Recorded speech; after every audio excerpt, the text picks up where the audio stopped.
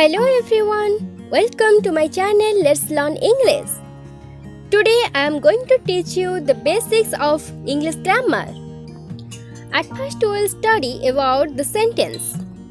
First of all, we have to know what is the sentence. A group of words which makes a complete sense is called a sentence. Now we study about the kinds of sentences. Mainly sentences are of four kinds. The first one is declarative sentence. A sentence that makes a statement is called a declarative sentence. An example of declarative sentence is Ram sat on a wall. The second one is interrogative sentence.